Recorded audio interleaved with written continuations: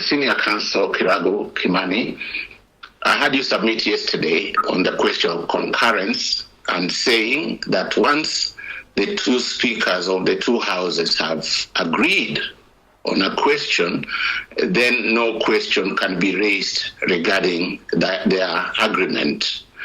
I don't know if in the circumstances or case we have before us, and given the back and forth communication between that, you'd say that there was concurrence, strictly speaking. Our view as the Law Society of Kenya is that because of Article 2 of the Constitution, and in particular Article 165 on the role of the High Court, anything done under the Constitution is subject to judicial review, whether it is considered a law or a policy question.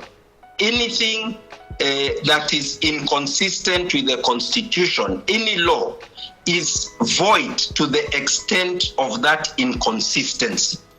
And this can be read together with Article 165 that deals with the power of the High Court, and therefore the Court of Appeal and Supreme Court, and says that the court has the power to determine whether anything said to be done under the authority of the Constitution is null and void. So if something is null and void, it cannot be subjected to structural interdict. It cannot be subjected to a mechanism of nursing it into life. It is void for all purposes. There has to be consultation. That's one.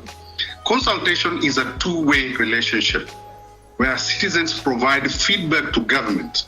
It is based on prior definition of what the issue is and what the citizens ought to respond to. That's consultation. Two, access to information. Access to information prior to making a decision. That is a condition antecedent to public participation. Active participation, that's the last link.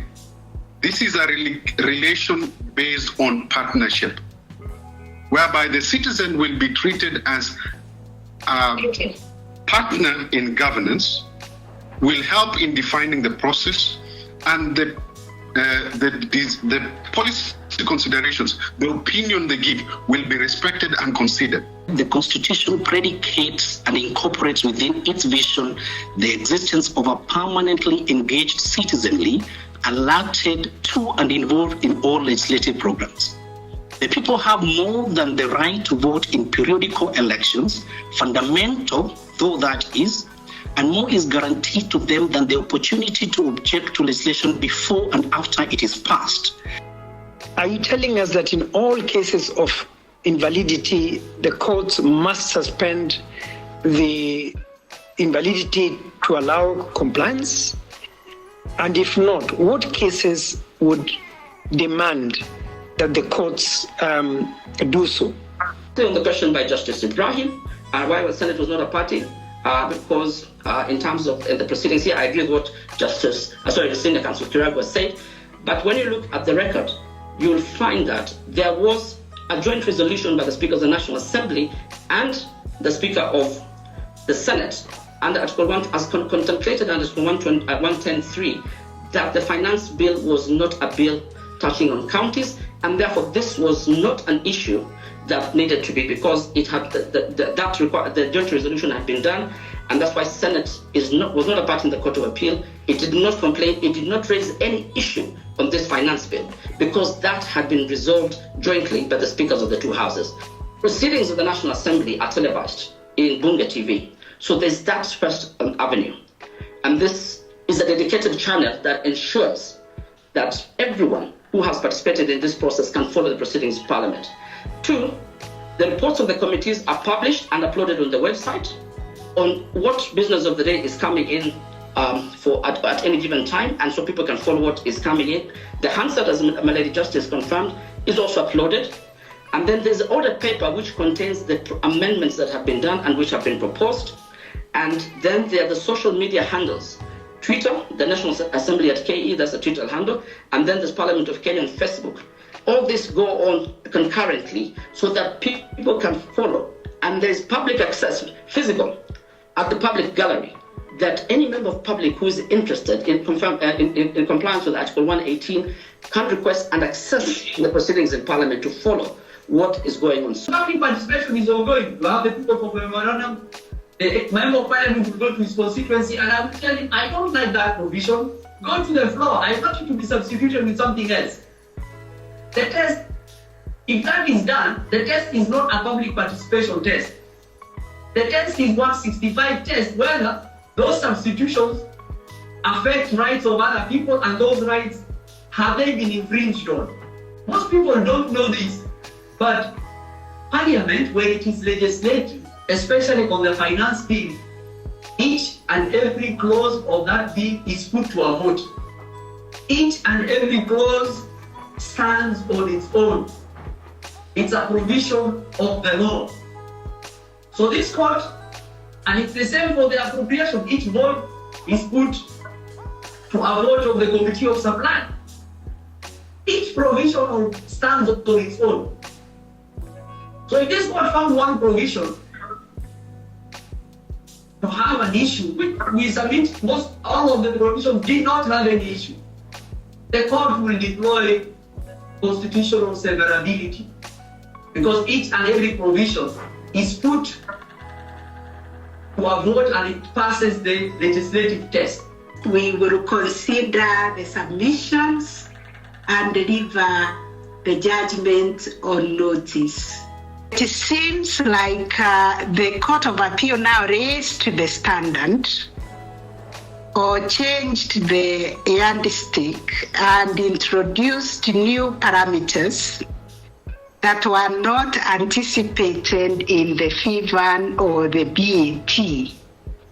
The question I'm asking is that a breach of the requirement of public participation when it was not known, or was it a new framework that was introduced to raise the bar? And therefore my question is that unconstitutional, or it is a procedure that was now introduced? Is it a mere infraction because it is agreed there was public participation? It's only that the bar was raised, and when the bar was raised, parties were not given an opportunity now to comply with that bar that was raised. The Senate is not a party in this suit, in this appeals. Neither, I believe they may not have been involved in the earlier petitions, the High Court, the Court of Appeal, but they are certainly not parties here. They were not enjoined. They didn't opt to join. What are your views about, because any orders on this question either way could affect or directions could be given against the Senate. How do you propose that the court navigates that issue, that the Senate were not parties in these proceedings? By what means does the public receive information as to what may have happened to a bill between the third reading, when amendments are introduced, and presidential assent? What are the steps that Parliament has undertaken to ensure that the information of what has happened in Parliament, including what amendments have been undertaken, is information that is in the public domain, or is it only accessible by Hansard or through the media? In terms of Article 221, which is cast in mandatory terms, were the estimates included in the appropriations bill? Has it ever been done since the enactment of the new constitution? What is the procedure that is normally followed under Article 221? Say something about the extent of public participation that you consider the law the judgments we have given and the Constitution would consider, I don't think there's a perfect situation, but would consider as satisfactory public participation, so that then the bodies that are mandated to consider it before making a decision would be in a safe position to say this is sufficient public participation. The judicature, without condoning breaches of the Constitution, should avoid radical rulings that imperil the stability of the state, which is exactly what the High Court did in this matter.